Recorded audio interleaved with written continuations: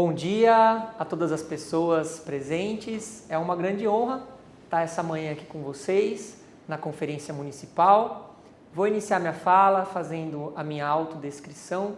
Sou uma pessoa branca, usando um terno cinza, uma gravata azul, um pouco de barba por fazer, e atrás de mim tem aqui uma tela com um slide escrito Direitos Humanos das Pessoas Idosas e a imagem de uma foto, né, onde mostra diversas mulheres em uma escada, né, que hoje a gente vai comentar um pouquinho sobre essa imagem mais para frente. Atualmente estou como presidente da Comissão Permanente dos Direitos da Pessoa Idosa, da OAB de São Paulo, presidente também do Instituto Brasileiro dos Direitos da Pessoa Idosa e atuo como professor em algumas áreas relacionadas também à temática, como o curso de Gestão Jurídica para Instituições de Longa Permanência da Casa de São Paulo e como professor convidado no Albert Einstein, também para gestão em LPIs, na pós-graduação. Então, vou dar início, pessoal, aqui a breves reflexões, né, de abertura nesse momento muito importante que a gente está vivendo, né, na cidade de São Paulo, que é o momento da conferência. Inicialmente, eu gostaria de mencionar com vocês que políticas públicas para a população idosa não é apenas uma questão de direitos, né? Então é importante que a gente não converse apenas de leis, artigos, princípios, né, que o nosso Estatuto da Pessoa Idosa trouxe, né, em todo o ordenamento jurídico, mas sim uma questão também de urgência, né? Então é por isso que a gente fala de políticas públicas junto com o direito, porque com a crescente desigualdade, né, nas grandes metrópoles, como é o caso de São Paulo, a gente tem que pensar a desigualdade de mãos dadas com o envelhecimento. Então a gente tem que ter esse olhar, e eu gostaria de trazer esse olhar logo no começo da minha fala, né? Então, quando a gente pensa agora falando de legislação, também não apareceu do nada, né, toda essa legislação que a gente tem, esse arcabouço legislativo que a gente tem, um arcabouço robusto da legislação da pessoa idosa, né? E aqui eu estou falando com pessoas que atuam na temática, conselheiros, organizações civis, né? E pessoas que são ativistas, então com certeza já ouviram falar, né, do Estatuto da Pessoa Idosa, Lei 10741 de 2003, a Política Nacional do Idoso, a Constituição Federal. A gente vai passar por essas legislações, né, pela Constituição, mas eu gostaria de trazer um pouco do contexto, né, e a importância que nesse contexto teve os movimentos sociais, as organizações da sociedade civil, incluindo os conselhos de direito, para a gente ter hoje essa legislação robusta, para a gente ter hoje teve, né, a promulgação do Estatuto da Pessoa Idosa, a Política Nacional do Idoso, que foi com certeza impulsionada por todo esse movimento. Então, por isso que é muito importante esse momento de conferência, porque é a oportunidade que a gente tem, que vocês têm, de conversar, refletir sobre políticas públicas. Falando então um pouquinho da evolução legislativa, eu gostaria de fazer aqui, o meu tempo é limitado, peço desculpas, mas um breve parênteses, uma breve retrospectiva da nossa história da legislação da pessoa idosa, e a gente vai lá para 1885, na lei dos sexagenários, né? Essa lei aqui no Brasil, né? Inclusive hoje, quando eu estou gravando, dia 13, é o dia que é comemorado, né? A questão da escravatura aqui no Brasil, a libertação, então é muito importante a gente falar sobre isso. 1885, a gente teve a lei que soltou as pessoas escravizadas na época acima de 60 anos aqui no Brasil. É claro que o contexto era outro, o interesse era outro, mas foi uma menção sobre a idade, né? E naquela mesma época, essa idade foi considerada lá na Alemanha de Bismarck, em 1889, e lá se falava já da aposentadoria. Então, é interessante a gente trazer esse recorte histórico, né, para mostrar que como o Brasil já estava atrasado na questão de políticas públicas e direitos da pessoa idosa. Aqui nós estávamos discutindo ainda, né, questões da escravatura, questões de pessoas escravizadas, e na Alemanha de Bismarck já estava sendo discutida a questão da aposentadoria para uma categoria. Né? Então é importante a gente ter esse contexto que o Brasil, ele, né, historicamente, ele vem engatinhando, desde de muito tempo ele vem engateando para a gente conseguir esses direitos, né? Então também tem essa questão histórica e agora a gente precisa acelerar essas publicações de leis para conseguir acompanhar o envelhecimento populacional. E aí, fazendo um recorte aqui da nossa legislação e um recorte também demográfico, lá em 1900, mais ou menos, a expectativa de vida era de 33 anos.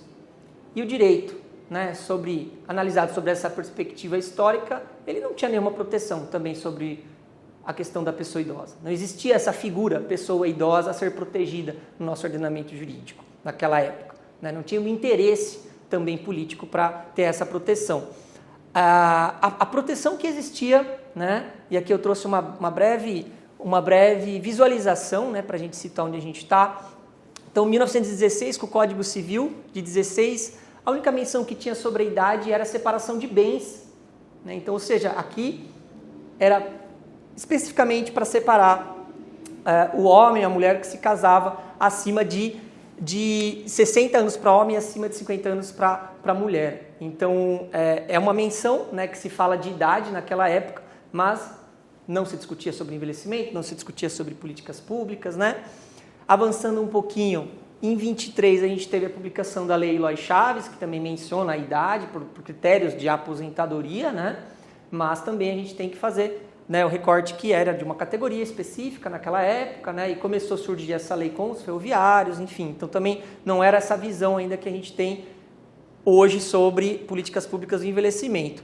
34, 46, a gente teve uma menção de idade em questões de discriminação por idade nos contratos de trabalho. A Constituição naquela época conseguiu prever isso e visualizar que isso poderia acontecer no mercado de trabalho. E aí sim, né, aí a gente consegue começar uma conversa na década de 80, 82, quando ocorrem as assembleias, quando ocorre principalmente a primeira assembleia sobre o envelhecimento em Viena, que líderes mundiais, organizações mundiais, conversam sobre o envelhecimento populacional. Vocês com certeza já ouviram falar, né, dessa famosa assembleia, e lá onde foi discutido e criado, inclusive publicado um plano de ação com diretrizes para as lideranças mundiais, né, para os países em desenvolvimento, os países já desenvolvidos, aplicarem, né, rogarem para si alguns nortes e políticas internacionais sobre o envelhecimento, como a sociedade deve tratar o envelhecimento, como o Estado, o governo como um todo deve encarar esse envelhecimento populacional. Então, ou seja, lá em 1980 a gente já estava falando sobre isso, né?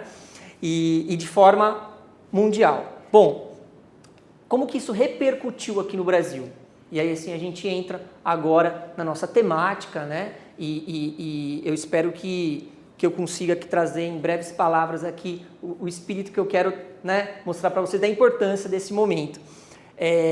Quando veio a Constituição de 88, já iluminada por todo esse movimento que estava acontecendo internacionalmente, e aqui também eu gostaria de mencionar que lá nos Estados Unidos, em 1950, 60, já se falava, né, sobre o idadismo, né, com Butler, já se criavam, naquela época, na década de 50 e 60 nos Estados Unidos, criou-se associações e organizações americanas para estudar o envelhecimento humano, então era uma temática que estava borbulhando também, né?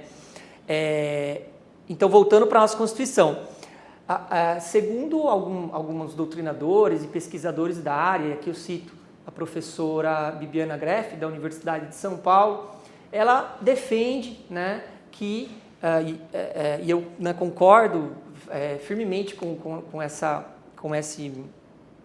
defesa, que com a Constituição de 88 reconhece-se a pessoa idosa como um sujeito de direitos. Né? Então, isso é muito importante, porque a Constituição, a nossa Constituição cidadã, ela reconheceu isso. A partir daquele momento, cria-se uma proteção específica para a pessoa idosa. Né? E isso cria um reflexo para a política nacional do idoso, né, em 94, mas ainda a política ela não conseguiu ser implementada naquela época, e aí é o que eu mencionei no começo da minha fala, foi muito importante todo esse movimento na época, já com a publicação, com a promulgação da Constituição, os conselhos de direito, né? Então, os conselhos de direito foram criados e a partir daquele momento foi muito importante, inclusive, para impulsionar a publicação da Política Nacional do Idoso. Mas como ela não teve uma efetividade que naquela época, né, era desejada, os movimentos continuaram, né, com a política nacional, e aí a gente chega no Estatuto da Pessoa Idosa em 2003. Né? A 10741, e eu acredito muito nisso, que ela veio para regulamentar e para trazer a efetividade que a política nacional não conseguiu. Né? E o Estatuto da Pessoa Idosa hoje, ele é, né, uma legislação criativa, robusta e é com certeza um norte, né, inclusive para essa manhã, né, para vocês discutirem sobre políticas públicas aqui na cidade de São Paulo. Gostaria, né, por fim, nesse momento, né, de evolução histórica, mencionar que nós temos ainda a Convenção Interamericana de Proteção dos Direitos Humanos da Pessoa Idosa. Né? Essa convenção o Brasil chegou a assinar, né, aqui na América Latina, mas ele ainda não ratificou. Né? Existe também um movimento para acontecer essa ratificação o quanto antes, que colocaria o Brasil num patamar de proteção internacional de violações de direitos da pessoa idosa. Em 2022 tivemos uma pequena alteração no Estatuto da Pessoa Idosa, né, trazendo já a denominação pessoa idosa, substituindo a denominação idoso.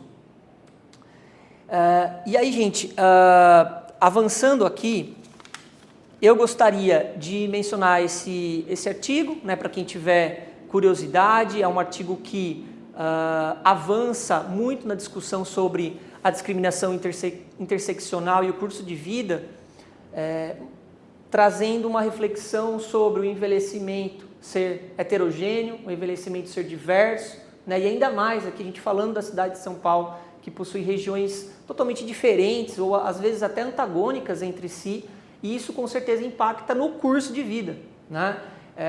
Com seus recortes, enfim. Então é importante também ter isso, né, no nosso horizonte quando a gente vai conversar sobre políticas públicas. Eu gosto de trazer essa imagem, esse artigo, né, mas eu gostaria de focar na imagem porque é importante a gente fazer uma reflexão sobre como mudou esse curso de vida nosso, a nossa perspectiva, né, de como encarar o envelhecimento e como que o direito, como que as decisões políticas, né, e o encaminhamento tem que acompanhar essa evolução. Então, brevemente, né, a gente via que antigamente aqui esse é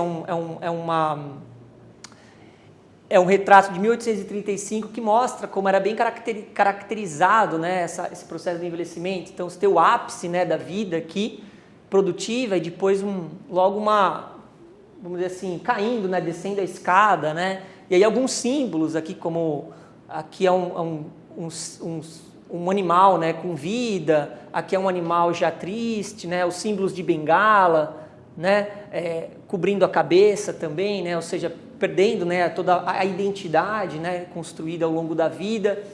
Então é importante a gente pensar sobre isso, porque hoje o envelhecimento, né, o envelhecimento digno não pode mais ter esse retrato, e a gente só vai conseguir mudar isso quando a gente falar sobre o idadismo, falar sobre o etarismo, que ainda está tão forte na nossa sociedade. A gente percebeu muitas denúncias, inclusive no período pandêmico, né, sobre o tema, evidenciando assim, ainda que a gente está precisando avançar muito sobre esse tema. Então eu gostaria de aproveitar esse momento de fala, aproveitar esse momento que eu tenho a atenção de vocês, né, nesse momento importante da conferência, e passar um pouquinho passar sobre conceitos do idadismo e como que ele ainda é colocado, né, em nossa sociedade. E a importância, né? A promulgação de políticas e leis é uma estratégia importante que pode ser usada para reduzir ou eliminar o idadismo, principalmente a discriminação por idade. De um estudo, né, aqui publicado pela Oxford. Então, isso já é um tema muito discutido. Existe, né, assim, ao longo do mundo também, campanhas de combate ao idadismo, né, campanhas que buscam a conscientização. Aqui é uma plataforma da União Europeia, que é a Organização Mundial, né, da Saúde. E, claro, o documento aqui mais famoso, né, que a gente teve com a publicação 2021 com a tradução em 2022, que foi o Global Report on Ageism, que é um documento que compila estudos sobre o idadismo, sobre como que ele se manifesta em nossa sociedade. E aqui eu acho importante passar um pouco sobre esse conceito, né? Então, um pouco sobre a evolução histórica, né? Tivemos alguns pesquisadores que trataram sobre o tema, como Robert Butler, Palmer, a própria OMSS, Becca Levy também fala sobre esse tema.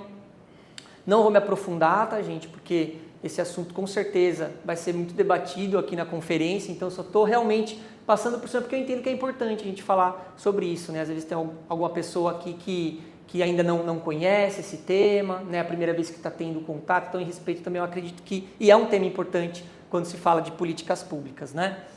Então, no conceito clássico, né, ao tratarmos de idadismo, que está relacionado à intolerância ao preconceito vinculados à idade ou ao grupo. Esse foi o conceito clássico de Butler, que vem evoluindo 69, 80, 95 até hoje, né? E ele caracteriza basicamente em três, vamos colocar assim, três naturezas, né? Ele coloca que se refere aos estereótipos, ou seja, a forma que a gente pensa, ao preconceito, que é a forma que a gente sente, e à discriminação, que é a forma como a gente age no mundo, né? E esse sistema, ele até menciona que é um sistema que auto se alimenta, né? Então, a forma que eu penso e que eu sinto, em algum momento vai se expressar no mundo com alguma discriminação, né? Então, aqui o direito, ele vai proteger essa área aqui, né? Que é quando aquilo que você pensa e sente se coloca no mundo. E aí você pode ferir alguém, né? Você pode magoar alguém, né? Cometer algum crime que a gente vai ver aqui contra a pessoa idosa, né? A própria discriminação em si. Então, mas é importante a gente falar que é um sistema que se retroalimenta, e por isso que a gente fala de conscientização, né? Porque começa na conscientização primeiro e na educação. Então aqui é um resuminho, né? Então a forma que a gente pensa, a forma que a gente age e a forma que a gente sente, tá?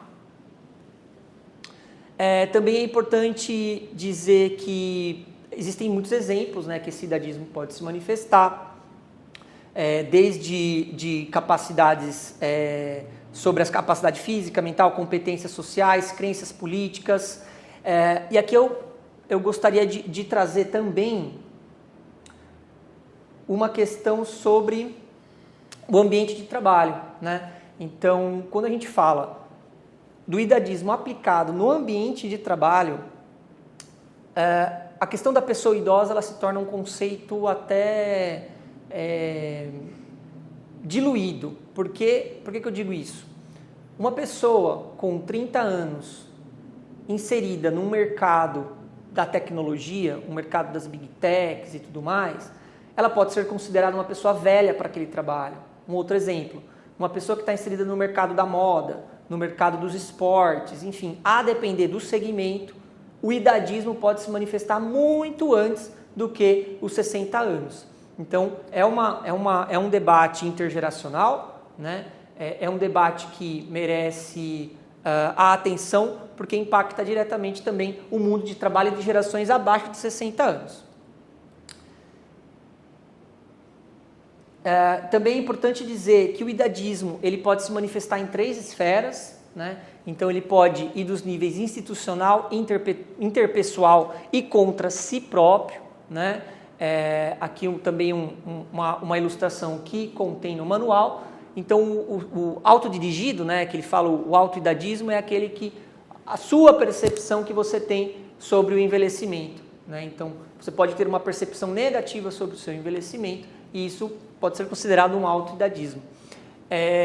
Interpessoal, como a gente se comporta com os outros, né, nas questões, nas relações horizontais, né, como que eu trato o meu próximo. E a institucional. A institucional ela é um pouco mais abstrata, porque a gente está falando aqui de um macroidadismo.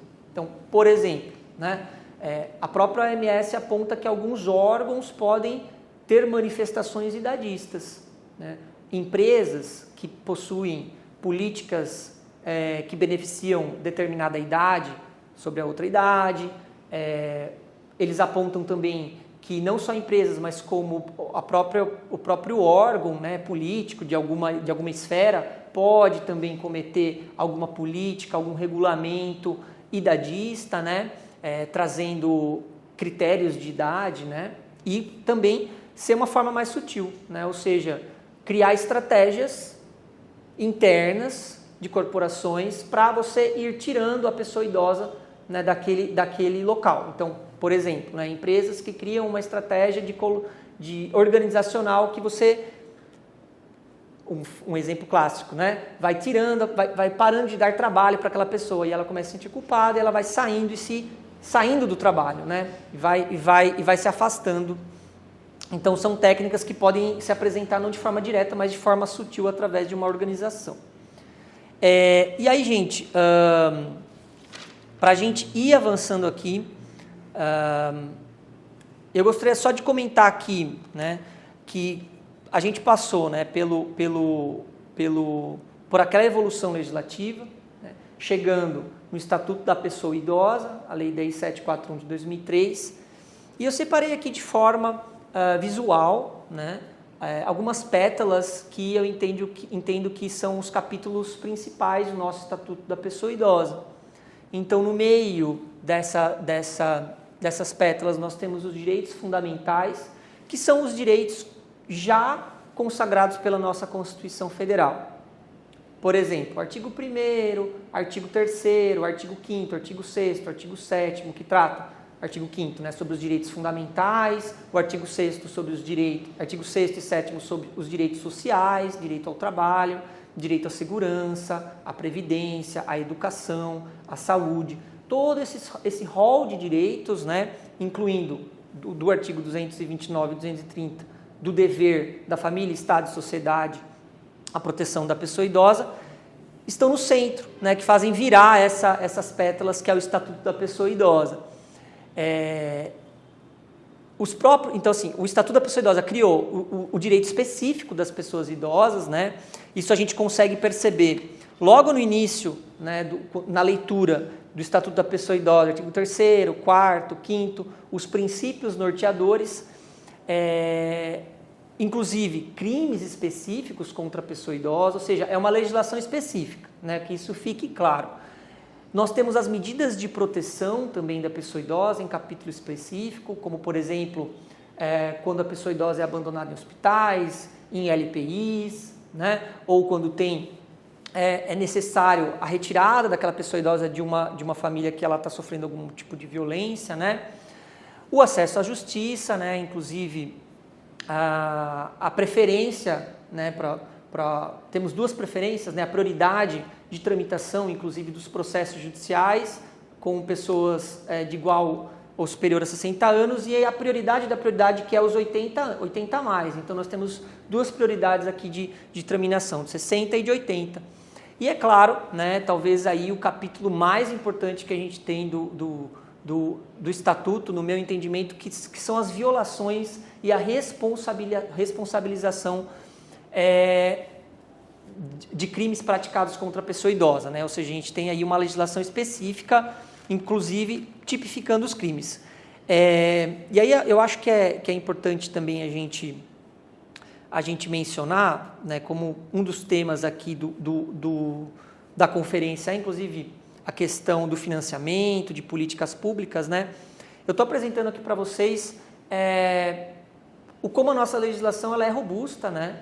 E inclusive criativa em alguns momentos, mas é muito importante que para a gente falar de políticas públicas, a gente, e ainda, né, a questão do financiamento dessas políticas públicas, né, a importância das entidades do terceiro setor, né, a importância de todos os atores envolvidos, a administração pública direta e indireta, para a gente conseguir implementar o que está no Estatuto da Pessoa Idosa, né? Porque o que nós temos hoje, né, o que muitos defendem é que chega a passar por um simbolismo, tanto o Estatuto da Pessoa Idosa, a nossa Constituição, né, uma legislação simbólica e que por vezes não consegue a sua efetivação, né? E essa efetivação com certeza vai vir pela conscientização, né, das autoridades, dos políticos, uma conscientização para a sociedade, né, e inclusive, né, e principalmente das entidades que atuam na temática, das entidades do terceiro setor que têm essa possibilidade de entrar em espaços que os outros atores não conseguem. Então, o Estatuto da Pessoa Idosa, feito esse breve parênteses, ele prevê discriminação de inúmeras situações, né, de risco pessoal e social que podem ameaçar e violentar direitos individuais e garantias fundamentais da pessoa idosa. Ele estabelece um rol de medidas de proteção, a sua responsabilização e tipificação. Eu trouxe aqui alguns artigos, mas eu não vou me aprofundar, tá, gente? Depois fiquem com o meu contato, né? Vou pedir para o pessoal da coordenação, né, disponibilizar o meu e-mail de contato para quem quiser e tiver alguma dúvida, entrar em contato, né, para esclarecer, mas que são alguns artigos que têm mais incidência nas questões de denúncia, né? Então a gente fala do artigo 19 para as questões de ação e omissão contra a pessoa idosa, né? Quando você tem o dever, por exemplo, de agir no caso da omissão e você não age, ou no agir positivo mesmo, né, que você pratica algum ato. Dos crimes, nós temos os clássicos artigos 97, 98, né? Quando existe a omissão, por exemplo, de prestar assistência, né, à pessoa idosa que está necessitando, inclusive quando tendo um aumento de pena, quando resulta lesão corporal grave, abandonar o idoso, né, a pessoa idosa em hospitais, casas de saúde, entidades. Artigo 99, expor a perigo a pessoa idosa. E também os que têm muita incidência, né? Vocês com certeza já ouviram falar 102, 104, 105, que é principalmente o 102 e 104, que é o desviar bens, né? Você se apropriar de dinheiro, se apropriar da aposentadoria da pessoa idosa, se apropriar do cartão magnético, né? Hoje em dia, talvez nem precise mais de cartão magnético, mas a senha do celular já é suficiente para ter acesso, né, a toda a movimentação. Então, é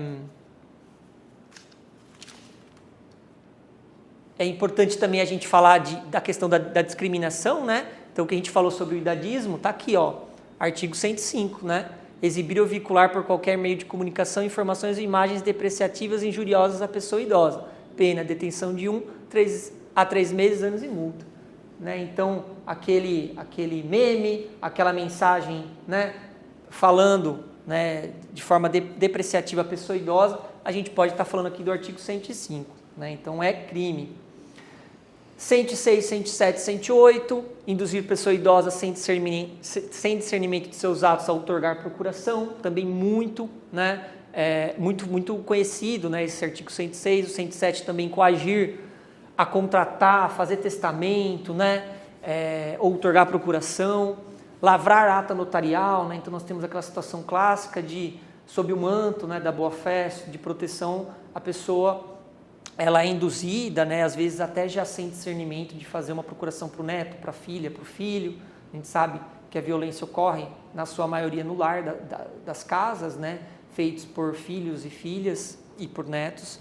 Então é importante, eu estou trazendo essa temática na minha fala, porque são os artigos e temas que mais aparecem em denúncia. E se estão aparecendo na denúncia é porque está faltando, em algum momento, em alguma etapa, né, está faltando uma conscientização sobre o tema. Né? Então, por isso que eu queria trazer para vocês refletirem, né, aqui na conferência.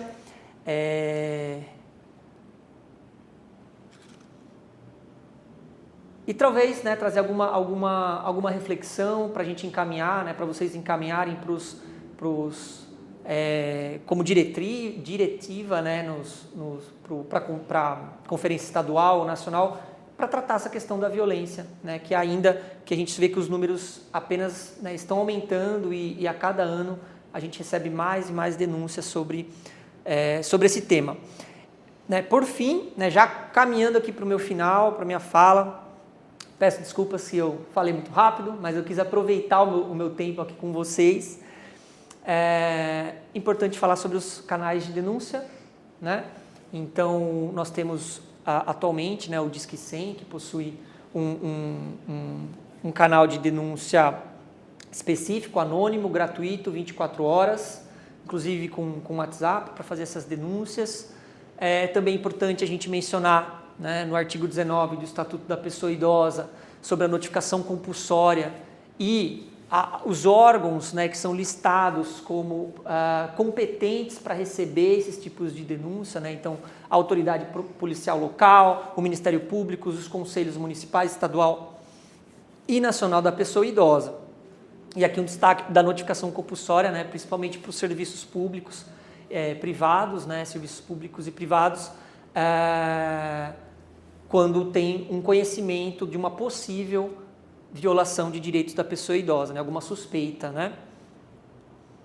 E aí, pessoal, eu vou pedir aqui, né, nos meus últimos minutos, para fazer uma leitura, né, de uma breve conclusão que eu gostaria de compartilhar com vocês.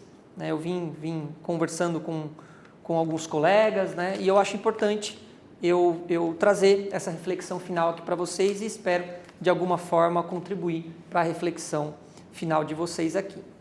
Então, para a concretização de políticas públicas, devemos pensar em possibilitar a inclusão da pessoa idosa nas decisões políticas, econômicas e sociais.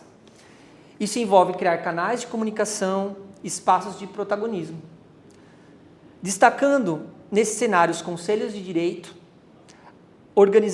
e a organização dos fóruns regionais, como acontece aqui na cidade de São Paulo, promovendo, assim, uma participação ativa. A construção de uma sociedade que valoriza o envelhecimento de forma digna exige um espaço coletivo entre a sociedade civil organizada, as pessoas idosas e o poder público. As políticas públicas voltadas para a pessoa idosa devem ser robustas, pensadas de forma intergeracional, bem financiadas e integradas, abrangendo diversos temas e considerando as múltiplas vulnerabilidades e desigualdade social que assola o nosso Brasil. A execução dessas políticas de forma eficiente e inclusiva contribuirá para o envelhecimento no Brasil, contribuirá para que o envelhecimento no Brasil não seja marcado pela marginalização e pela vulnerabilidade, mas sim pela participação ativa e pelo respeito à dignidade das pessoas idosas. Então, gostaria novamente de agradecer a presença de vocês aqui. Desejo uma excelente conferência, né? Ótimas reflexões, espero ter contribuído de alguma forma nessas breves palavras e que saia dessa conferência ótimas resoluções. Então, muito obrigado e um forte abraço.